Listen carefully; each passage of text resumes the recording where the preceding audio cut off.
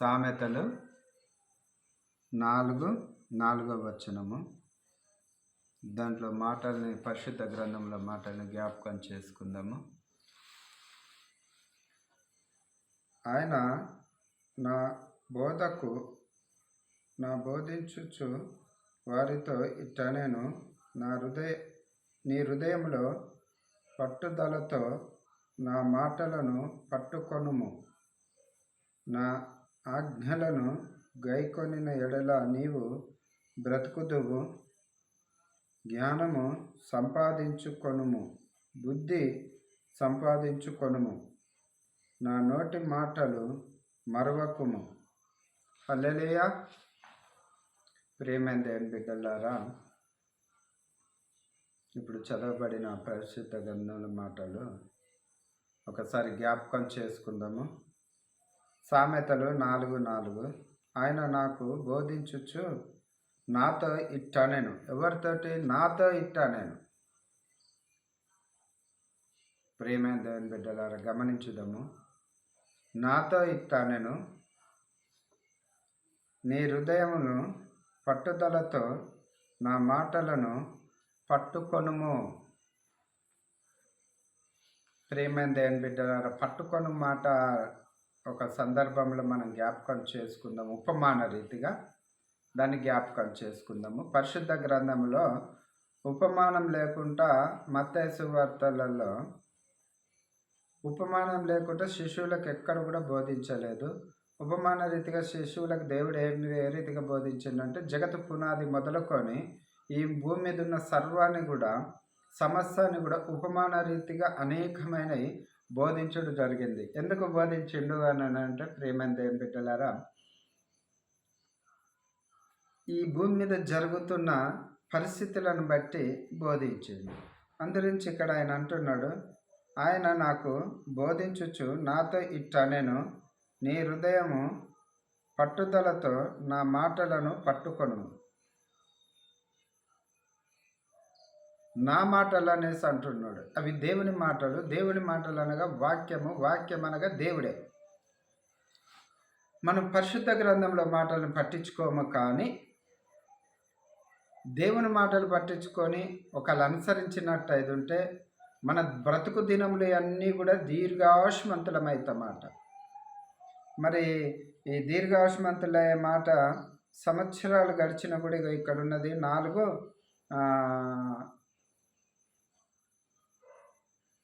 4:22 వచనము.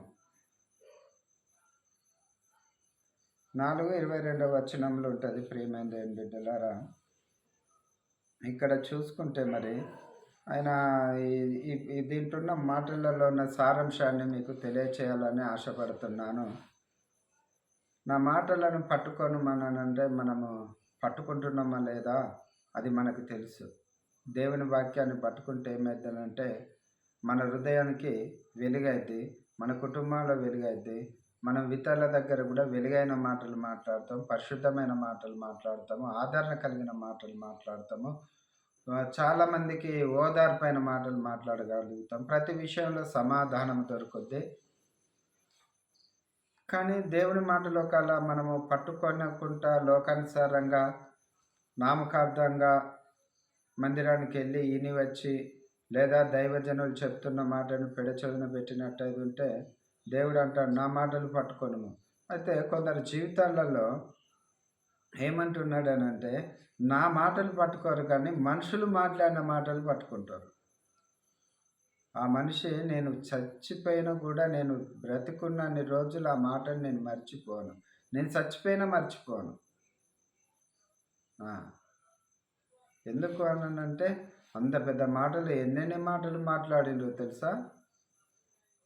వారు మాట్లాడిన మాటలు సరే, ఒక మనిషి మాట్లాడిన మాటలు నీకు బాధ అనిపించవచ్చు, లేదా ఒక సంతోషం అనిపించవచ్చు, లేక నీకు మేలుకరమైన అనిపించవచ్చు, లేదా నిన్ను కుంగతీసే మాటలు కావచ్చు, నిన్ను బాధపట్టే మాటలు కావచ్చు.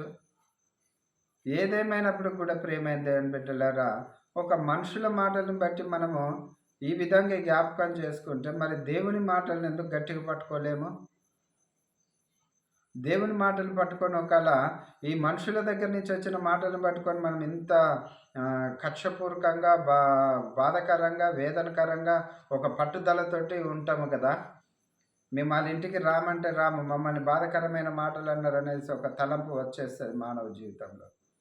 దేవుని బిడ్డలారా, ప్రియమైన దేవుని బిడ్డలారా, ఒక్కసారి జ్ఞాపకం చేసుకోండి. దేవుని మాటలు నీకు ఆవిష్కారంగా ఉంటాయా, దీవెనకరంగా ఉంటాయా, లేకుంటే మనుషుల మాటల? దేవుని మాటలు అయితే మాత్రానికి నీకు ఇక్కడ చూడు, నా జ్ఞానమును గైకొనిన ఎడల నీవు బ్రతుకుదువు, జ్ఞానము సంపాదించుకొనుము, బుద్ధియు సంపాదించుకొనుము. జ్ఞానము సంపాదించుకో, బుద్ధి సంపాదించుకో. ఎప్పుడు? దేవుని మాటలు విన్నప్పుడు. దేవుని మాటలు విన్నప్పుడు ప్రియమైన దేవుని బిడ్డలారా, నీలో ఆందోళన ఎందుకు? దేవుని మాటకు లోపడ్డప్పుడు నీలో భయం ఎందుకు? ఇంకా ఏరువారు చెప్పిన మాటలలో నువ్వు ఎందుకు కలవరపడుతున్నావు, ఎందుకు వేదన పడుతున్నావు? దేవుని వైపు ఉన్నవాడివి కదా. ఒకళ్ళ సంఘంలో నిన్న ఎవరైనా అన్నారా? దిగులు పడకు, ధైర్యంగా ఉండు, దేవునితో ఉండు, దేవుని మాటకు లోబడు, దేవునికి తలొంచు, యథార్థంగా ఉండు. ఒకళ్ళ లేదు, నీ ఇంటివారా, నీ గ్రామస్తుల, నీ స్నేహితుల, నీ బంధువుల నేను బాధ పెట్టే మాటలు, ధైర్యంగా ఉండు. దేవుడు ఇక్కడ అంటున్నాడు అందరించి,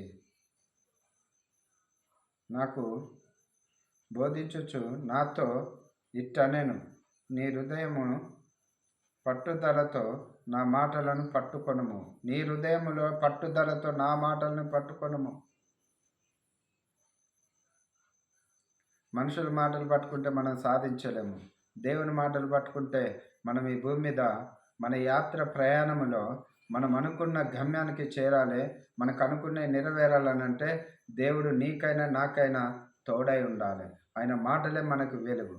అందరించి ఒక భక్తుడు పాడతాడు, నీ వాక్యమే నన్ను బ్రతికించెను, బాధలలోనే మదినిచ్చెను, కృపాశక్తి దయాశక్తి సంపూర్ణుడా, వాక్యమై ఉన్న యేసు వందనమయ్యా, కృపాశక్తి దయాశక్తి సంపూర్ణుడా, వాక్యమై ఉన్న యేసు వందనమయ్యా, నీ వాక్యమే నన్ను బ్రతికించెను, బాధలలోనే మదినిచ్చెను. దేవుని వాక్యము నీ జీవితానికి, నీ కుటుంబానికి ఆశీర్వాదకరంగా ఉంటుంది, ప్రయోజనకరంగా ఉంటుంది. ప్రియమైన దేవుని కుమారుడా, ప్రియమైన దేవుని బిడ్డ, నువ్వు ఏ రీతిగా ఈ 2025లో బలపడాలనుకున్నావు ఆ రీతిగా నువ్వు యథార్థంగా నిలబడు, బలపడు. మనుషుల్ని చూసి పడిపోకు, దేవుని మాటకు నిలబడు, దేవుని మాటను పట్టుకో, దేవుని మాటతో ముందుకు కొనసాగు. మనుషుల్ని చూస్తే మనము మన జీవిత యాత్రలో, మన జీవిత ప్రయాణంలో మనం అనుకున్న గమ్యాన్ని చేరలేము. ప్రియమైన దేవుని బిడ్డలారా, మనుషుల తలంపులు ఇక్కడ వరకే, ఈ లోకానుసారంగానే. కానీ దేవుని తలంపులు లోకానుసారంగా నిన్ను ఆశీర్వదించబడుతుంది. ఈ భూమి మీద ఉన్నప్పుడు ప్రయోజనకరంగా ఉంచుతుంది. అనేక మనుషుల మధ్యలో కూడా నిన్ను ప్రత్యేకంగా ఉంచుతుంది దేవుని జ్ఞానము, దేవుని మాటలు. బుద్ధి సంపాదించుకో, జ్ఞానము సంపాదించుకో. డబ్బును సంపాదించుకుంటే కాదు, ఐశ్వర్యాన్ని సంపాదించుకుంటే కాదు. ప్రియమైన దేవుని బిడ్డలారా, ఈ సందర్భంగా ఒక మాట జ్ఞాపకం చేస్తా. మామూలుగా బస్టాండ్లలో లేదా రోడ్డు పక్కన ఎక్కడో దీనమైన స్థితిలో పండుకున్న ఒక వ్యక్తి, తను కాలం గడుపుతున్నాడు. ఆ వ్యక్తి మరి పట్టుపరుపుల మీద, ఏసీలలో ధాన్యముతో వైభోగంగా ఈ భూమి మీద నివసిస్తున్న వారు ఒక పక్కన, ఈ వ్యక్తి ఒక పక్కన. అయితే ఇక్కడే గమనించుదాము. ఈ వ్యక్తి ఈ రోడ్డు పక్కన ఈ ప్లాట్ఫామ్ మీద పడుకున్నప్పుడు ఆ వ్యక్తి దీనస్థితి, ఎవరు లేనివాడు. సరే, ఒక దినం వచ్చింది, ఆయన కాలం చేసిండు. ఈ భూమి మీద ఉన్నంత కాలము మనము ఈ వ్యక్తిని చూస్తే మనం ఏమనుకుంటాం మన మనసులో కదా? మన మనసులో ఏ స్థానం కూడా ఇతనికి ఇయ్యలేము, ఏ మంచి ఆలోచన కూడా రాదు. మన జీవిత ప్రయాణంలో కొనసాగుతూ అలాంటి వారిని ఎందరినో చూస్తూ ముందుకెళ్ళిపోతూ అంటాము. కాలం చేసిండు. కాలం చేసినాక ఇతనికి భూమి మీద జీవించినప్పుడు ఇల్లు లేదు, అంతస్తు లేదు, పట్టుపరుపులు లేవు, ఎండ కొడితే ఏసీ లేదు, ఫ్యాన్ వేసుకోనికి కరెంటు లేదు, ఇల్లు లేదు, ఫ్యాను లేదు. మరి పట్టుపరుపుల మీద పడిన వారికి ఏసీ ఉంది, అన్ని రకాల సప్లై ఉంది, సమకూర్చబడ్డాయి. తను కూడా కాలం చేసిండు. మరి ఈ పేదవాడు, దీనస్థితిలో ఉన్నవాడు, ఎవరు లేని వారు కూడా కాలం చేసినప్పుడు ఇదే మట్టిలో కలిశాడు. ఈ ధనవంతుడు కూడా ఇదే మట్టిలో కలిశాడు. దేవుని సృష్టి అంటే బ్రతికి ఉన్నప్పుడు నీ అంతస్తు నా అంతస్తు అనుకుంటాము, కానీ మరణించినాక ఈ భూమి మీద ఉన్నవాడా, లేనివాడా, పేదవాడా, దరిద్రుడా, రోడ్డు పక్కన ఉన్నవాడా, లేకుంటే ఒంటి నిండా బంగారం వేసుకొని మెద్దళ్ళల్లో ఉన్నవాడా, విమానాలలో తిరిగేవాడా, కోటేశ్వరుడా, ఈ భూమిపైనే అందరికంటే కోట్లకు పడిగెత్తినవాడా అయినప్పుడు కూడా ఈ పేదవాడు ఏ భూమినైతే మట్టిలోకి వెళ్ళిండో ఈ ధనవంతుడు కూడా అదే మట్టిలోకి రావాలి. ఈ భూమి మీద కాలం చేసినాక భేదము లేదు. భేదం ఎక్కడుంది అంటే మానవులు బ్రతికున్నప్పుడే ఉన్నది, సజీవ లెక్కలు ఉన్నప్పుడే ఉన్నది. చూడండి, సృష్టికర్త అయిన తండ్రి వారి వారి పరిస్థితులను బట్టి భూమి మీద ఏ రీతిగా అయినా నివసించవచ్చు, కానీ కాలం చేసినాక అందరూ సమానులే, అందరూ ఒక్క దగ్గరికి రావలసిన వారే. భూమి మీద ఉన్నన్ని రోజులు నేను గొప్ప, నేను గొప్ప, నేను గొప్ప, యేసయ్య మాటను పట్టుకోలేము, యేసయ్య మాట వినలేము, యేసయ్య మాటని గ్రహించలేము, యేసయ్య బాటలో నడవలేము.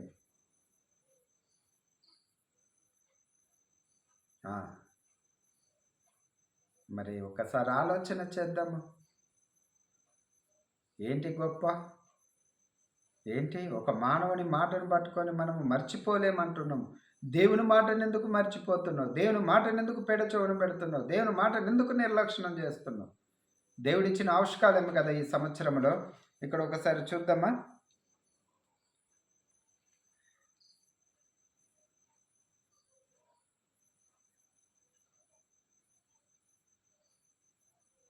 నీ హృదయమును నుండి జీవధారలు బయలుదేరును.